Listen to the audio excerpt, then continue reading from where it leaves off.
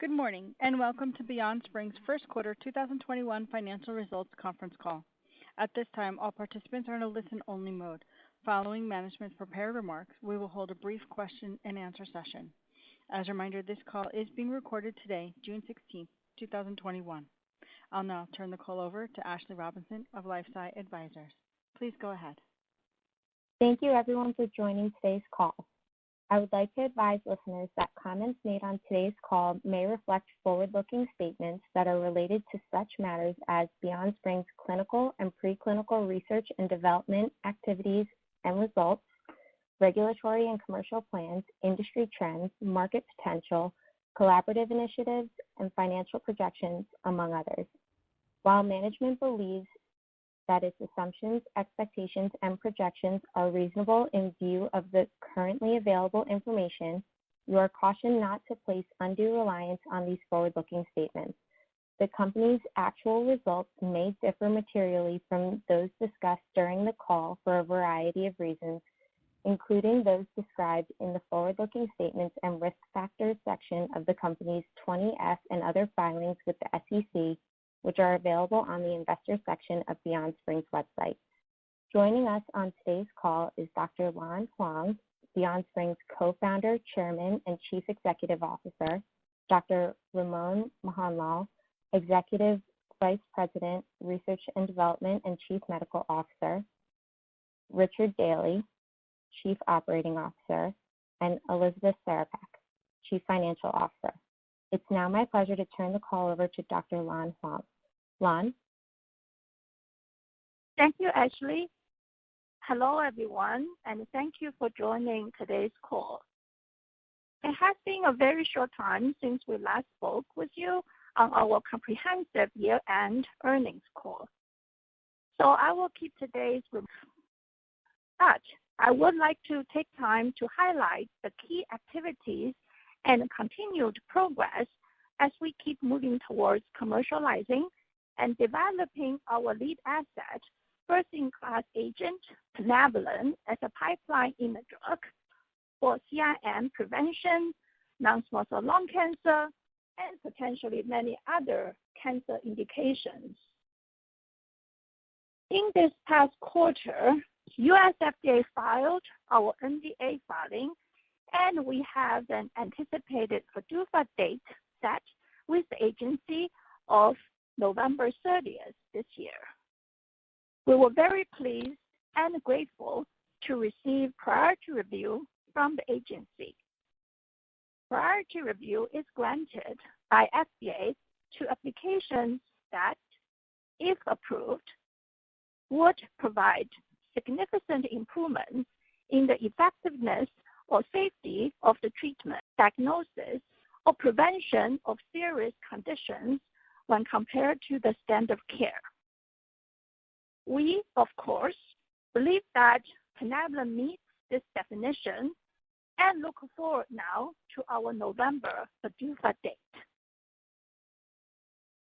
As we wait our PDUFA date, we have made progress in developing plinabulin as a direct anti-cancer treatment agent. In a global phase 3 non-small cell lung cancer study, or DUBLIN-3, and various checkpoint inhibitor combination studies in 7 different cancers. In the coming months, we are looking forward to further validating plinabulin's direct anti-cancer ability with top-line overall survival data from our DUBLIN-3 study in non-small cell lung cancer. This phase 3 registration trial, being conducted globally in 60 clinical sites, had finished enrollment of 559 patients. It is designed to evaluate plinabulin in combination with docetaxel in patients with second and third line non-small cell lung cancer with measurable lung lesions and EGFR wild type, which is around 85% of Western lung cancer patients. This is a severely unmet medical need indication, as only 4 therapies approved with limited survival benefits and severe side effects, such as severe neutropenia, in taxol-based therapies. This study had achieved 2 successful interim analyses. If a positive result in the study is achieved, we would anticipate seeking FDA approval and moving towards commercialization in the second indication for plinabulin. In addition, resistance to immunotherapy is a severe unmet medical need, and we believe plinabulin may have a potential synergistic anti-cancer effect when combined with checkpoint inhibitors. First, our vision of developing plinabulin as a treatment in oncology is supported by the compelling data our scientific team presented at the recently concluded ASCO conference. At ASCO, we presented phase 1 data that showed plinabulin in combination with nivolumab and ipilimumab at 46% ORR in 13 patients with PD-1, PD-L1 naive or resistant tumors in second line and beyond in small cell lung cancer. Additionally, the data showed that plinabulin combination was able to resensitize tumors that had progressed on prior PD-1 or PD-L1 inhibitors in third line small cell lung cancer with 43% of ORR. The 3 PR patients in PD-1 resistant patient population had tumor reduction over 50% and a long duration of treatment, with 1 patient treated for 18 months.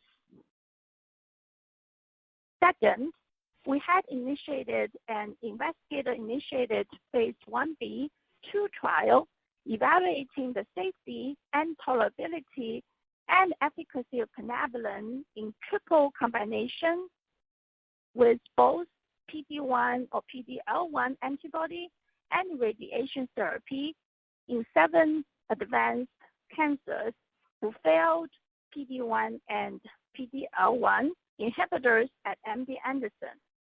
The first patient was dosed in non-small cell lung cancer who failed Keytruda in early June. I'm very proud of our team as they tirelessly execute on this program. All of us are committed to raising the standard of care for cancer patients in the largest global markets with first-in-class treatments. We now draw closer than ever to achieving this mission and look forward to advancing plinabulin and realizing upon our many opportunities to succeed. I will now turn the call over to Dr. Ramon Mohanlal for a very important announcement of our upcoming R&D Day event. Ramon. Thank you, Lan. I'm very pleased to announce that we will be hosting an R&D Day planned for Friday of next week, June 25th at 8 a.m., where we will be sharing with you our anti-cancer development strategy for plinabulin. Our event will feature presentations from Dr. Stephen Lin, PI for the immune combination study from MD Anderson, and Dr. Trevor Feinstein, our Dublin 3 study PI from the Piedmont Cancer Center. Our team will also present a more detailed overview of our program. Plinabulin is a first-in-class agent with a unique mechanism of action with selective binding to tubulin and therefore releasing the broad immune defense protein GEF-H1. This novel mechanism of action has been greatly de-risked through strong animal data and strong with preliminary efficacy data in small cell lung cancer patients that was recently presented at ASCO. Data on this mechanism of action has also been published in peer-reviewed journals. Of course, we are known as a company that developed an innovative CIN approach with combining the non-G-CSF agent plinabulin with G-CSF, and we are very happy with that image. We now increasingly would like to direct our attention to the anti-cancer applications of plinabulin, and at the R&D Day, we will outline the company's anti-cancer strategy that will focus on these three key areas. Number one, reversal of resistance to IO therapy. Number two, reversal of cold tumors, which currently are not candidates for IO treatment, into hot tumors, which we expect will become candidates for IO therapy. Number three, prevention of immune-related adverse events, which can occur in approximately 40% of patients, and grade 3-4 of these events can lead to permanent discontinuation of this IO agent. We will share more about this at the R&D Day, and I would like to encourage you to attend that event. With that, I will now turn the call over to Rich, who will discuss our commercial and partnership strategy. Rich? Thank you, Ramon.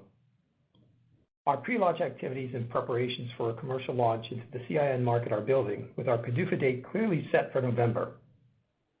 Over the next several months, our seasoned commercial leadership team is preparing to deliver a fully integrated market preparation and launch program to support a successful launch of plinabulin in early 2022, complete with elements such as driving awareness of the unmet medical need, or what we call the neutropenia vulnerability gap, continuing our large account outreach, preparing for NCCN guideline submission, KOL development, speaker mobilization, key stakeholder outreach including patient groups and federal, state, and local legislative initiatives, medical symposium education, publications, targeted advisory boards, and finalizing our patient support services to ensure broad access at launch. Specifically, we plan for a dedicated and focused team for the U.S. market. Importantly, we will have a field reimbursement liaison team supported by a patient services hub in place to ensure effective reimbursement from day one to provide support for both providers and patients. We believe this extensive commercial strategy will position us well to successfully launch plinabulin combination therapy to capture long-term commercial success. We look forward to updating you on our progress with our pre-launch activities over the coming months.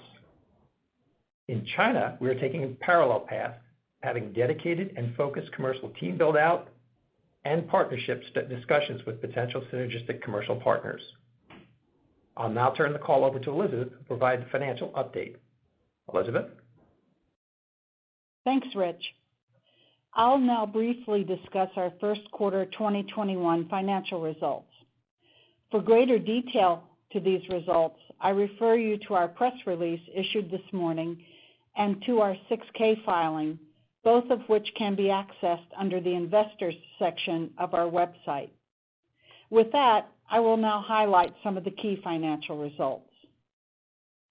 R&D expenses in the first quarter of 2021 were $11.3 million compared to $13.7 million in the same period last year.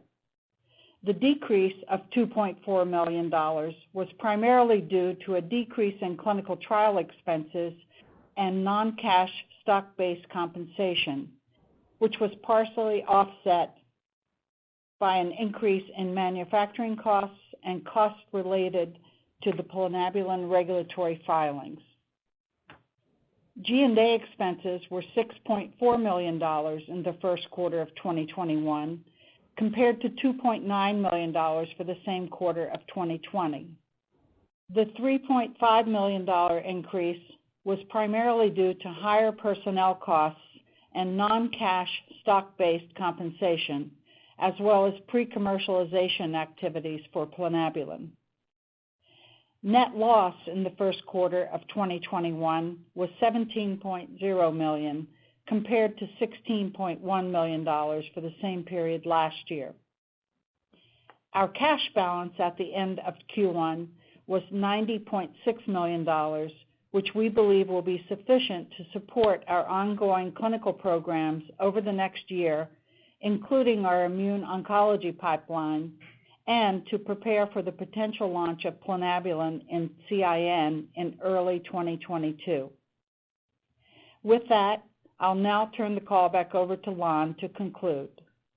Lan? Thank you, Elizabeth.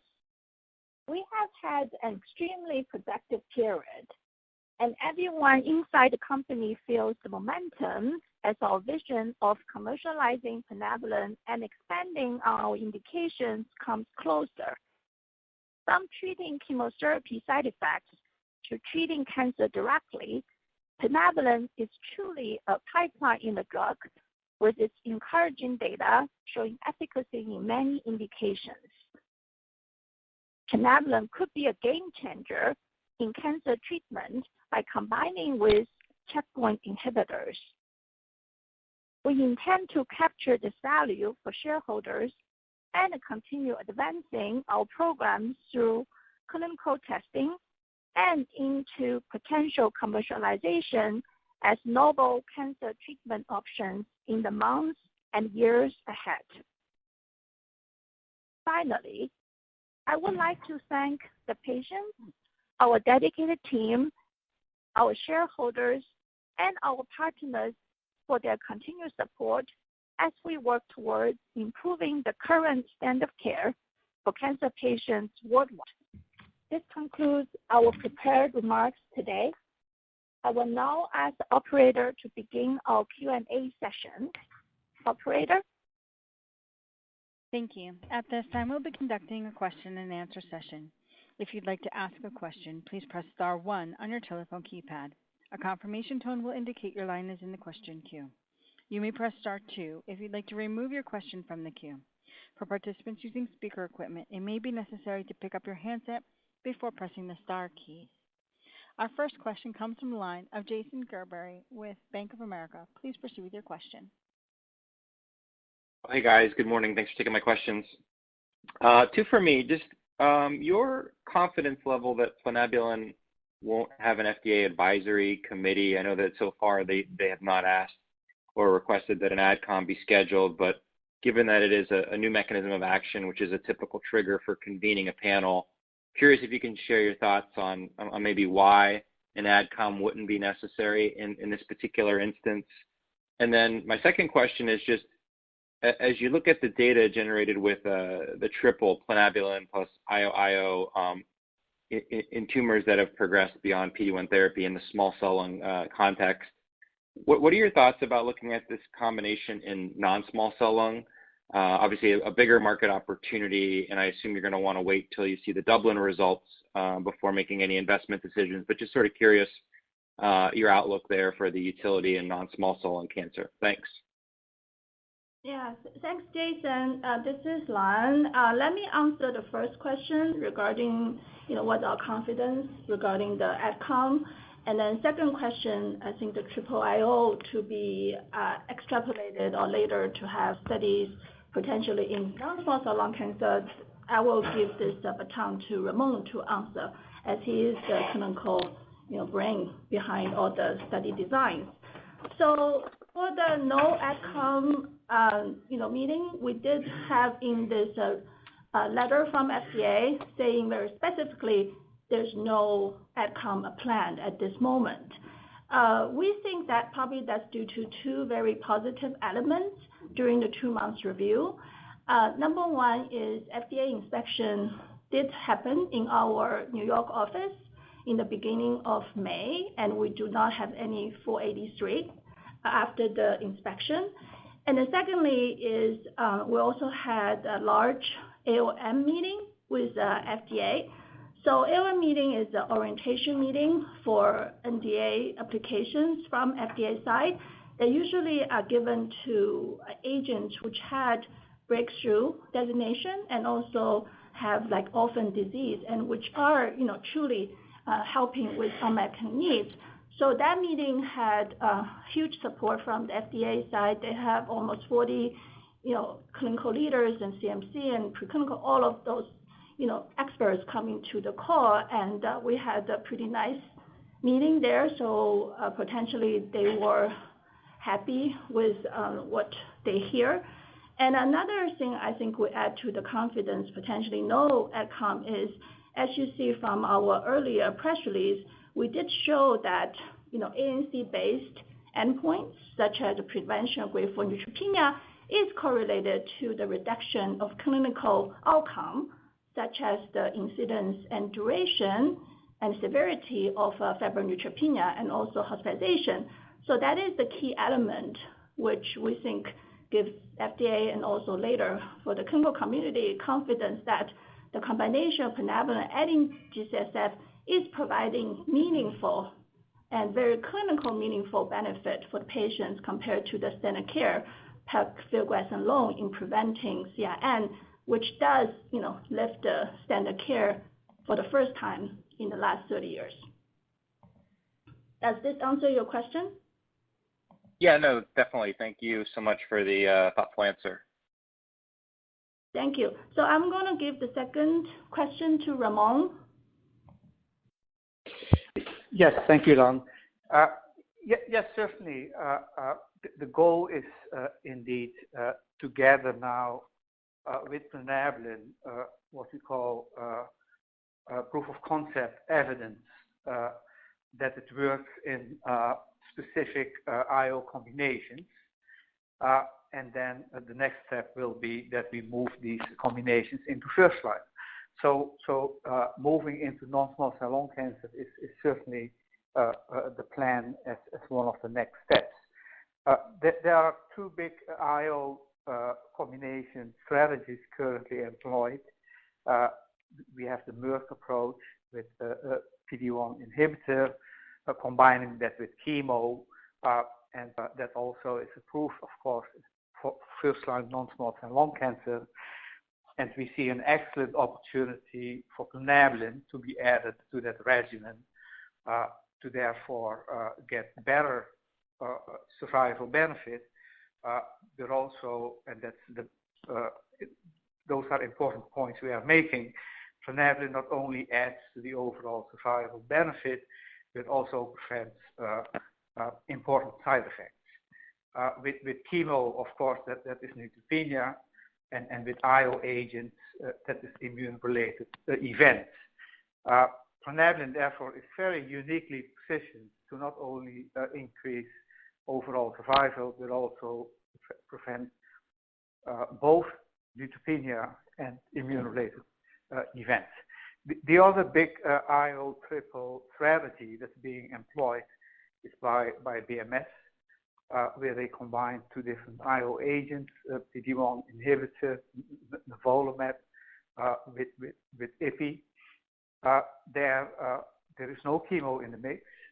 However, there are much more immune-related AEs. There again, plinabulin is very well positioned to both increase the overall survival, but also to reduce the immune-related AEs. So we start here with small cell lung cancer, yes, but then the next step will be we will move into first line to non-small cell and other cancer types, and adding plinabulin to these different triple combos that are currently employed by the various big pharmas. Thank you. Got it. Great. So yeah, look forward to R&D Day next week to maybe if you can a little bit more of a clarity around the pathway. Would that be next steps and sort of the clinical pathway would be helpful to learn more about? Thanks. Thank you, Jason, for your support. Thank you. Our next question comes from the line of Maury Raycroft with Jefferies. Please proceed with your question. Hi, good morning, everyone. Congrats on the progress, and thanks for taking my questions. First question is just for phase 3 Dublin, if you can provide any specifics on where you're at in respect to reaching the 439 events needed for the final analysis.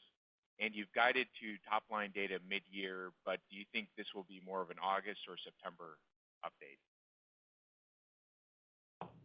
So probably I can, this is Lai, I can answer this great question.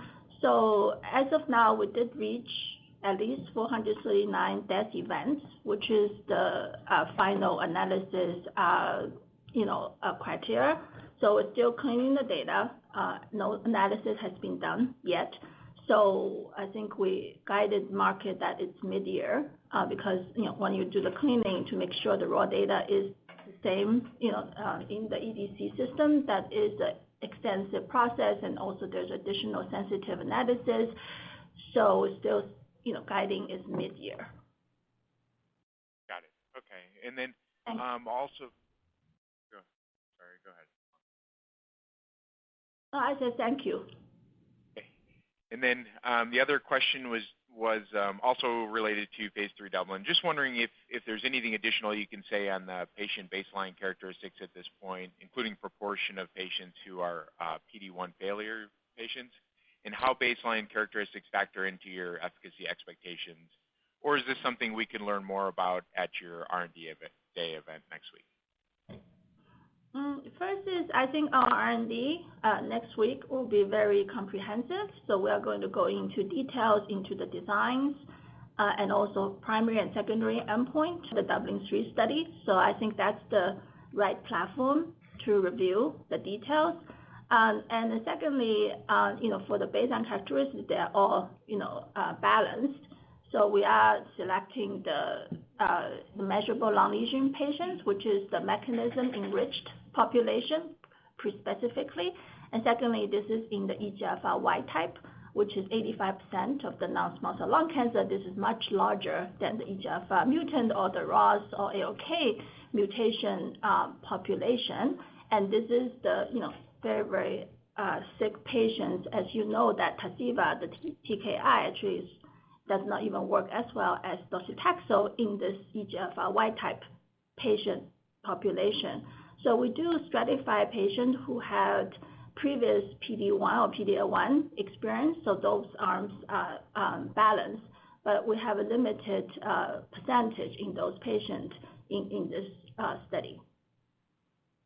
Okay, that's helpful, and likewise looking forward to the R&D Day event next week. Thanks for taking my questions.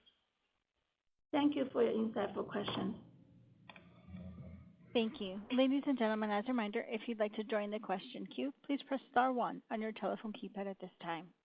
Our next question comes from the line of Andy Hsieh with William Blair. Please proceed with your question.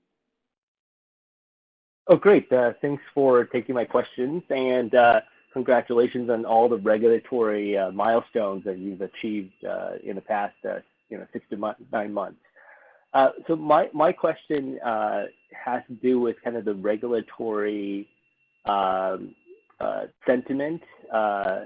So the question, the basis of the question has to do with, during the COVID pandemic, I think NCCN was really aggressive in terms of updating guidelines regarding management of CIN patients. I'm just wondering, through the breakthrough designation discussions with the FDA, priority review, did the agency bring up kind of that factor or that benefit that plinabulin can provide, especially, maybe in the U.S. we're probably, 60% over, but I guess on a global level, we're still very much in the pandemic. Yeah, thanks for this great question. Let me probably start the first half of the answer, and then I'm going to give the baton to Rich, who actually also has done a lot of market research to see how this NCCN guideline update is going to affect the market reach for the plinabulin and G-CSF combination. So first is, I think, FDA is kind of independent from the NCCN guideline. Members. But as you see, we did get breakthrough, right? This is for the unmet clinical needs and also to raise the standard care. So that's the 2 criteria for the breakthrough. And secondly, we're also very grateful for FDA to give us priority review. That's another, help or in a way supported from FDA saying that this is a truly unmet medical need. We like to, has this expedited review time so that if the drug is proven to be effective, want to get to the market as soon as possible, right? So that's the, backdrop. So probably I can give the baton to Rich to talk about how this NCCN guideline update is affecting, how the doctors using G-CSF and later our market penetration potential. Great. Thanks, Lan. And thanks, Andy, for the question. So with the NCCN guideline change last March, we've seen the physicians actually begin to go deeper into the intermediate risk category.